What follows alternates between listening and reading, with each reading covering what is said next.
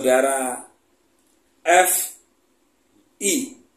FI sebagai tersangka yang diduga melakukan penganiayaan terhadap istrinya.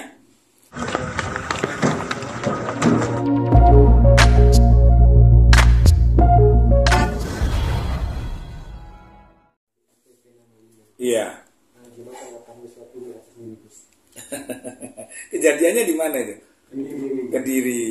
Ya, Kediri itu tempat saya ya, Rawon Bidadari Kediri itu. Iya.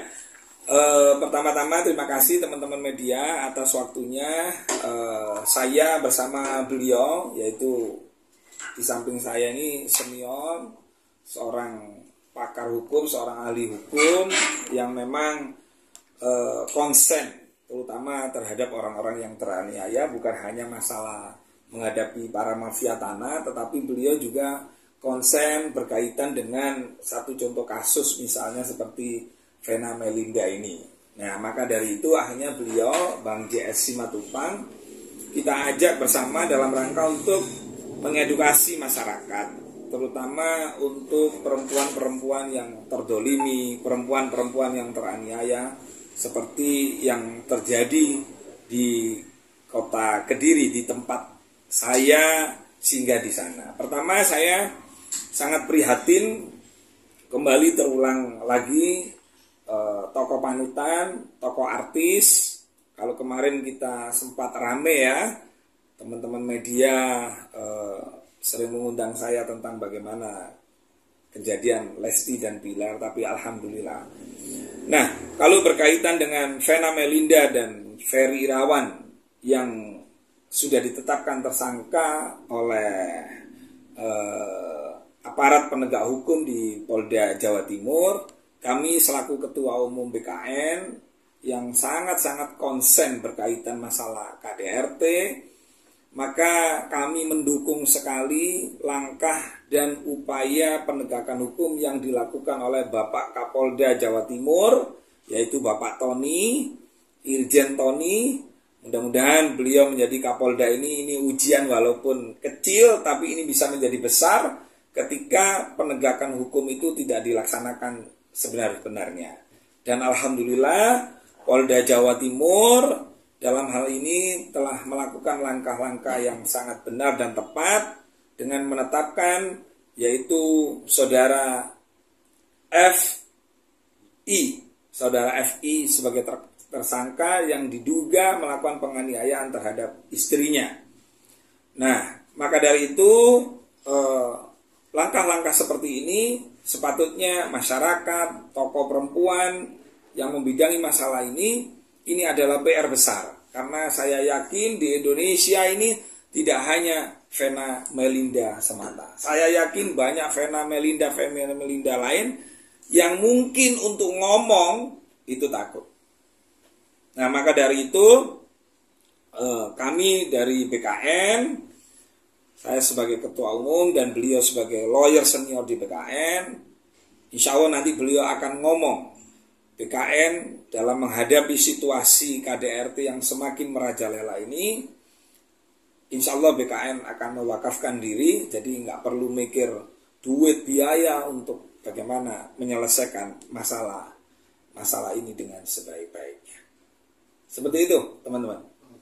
Gus, berarti ini bisa dibilang BKN akan mendampingi korban-korban KDRT gitu, Gus. Bagaimana, Gus? Iya, seperti itu nanti akan diterangkan oleh Bang JS Simatupang. Monggo langsung aja tanya kepada beliau, karena beliau yang mengerti persoalan hukum, termasuk berkaitan masalah KDRT.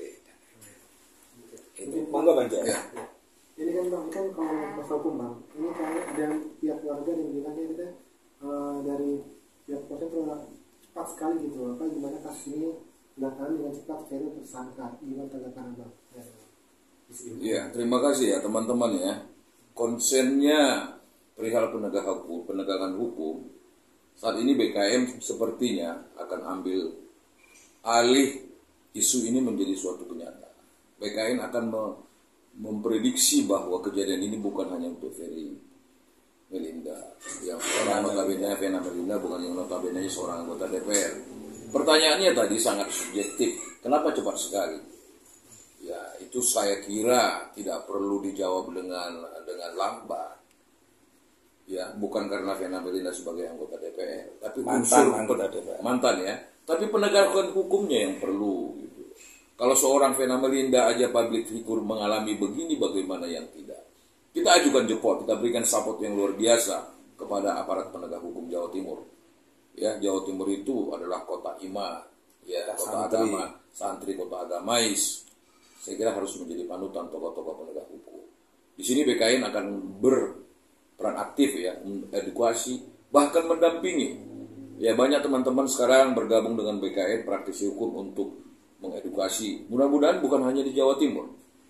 Ya, kita yakinkan itu di daerah lain. Wanita itu banyak mengalami. Ada 2 penganiayaan yang dialami wanita dalam kasus seperti ini. Tapi yang paling sakit itu, yang paling nyeri adalah penganiayaan psikis. Kalau fisik itu terlihat, kalau psikis itu tidak. Ya, dan akibatnya itu bisa menjadi gila dan sebagainya. Saya kira media berperan aktif untuk membongkar seluruh kejadian ini, bekerja sama dengan para penegak hukum.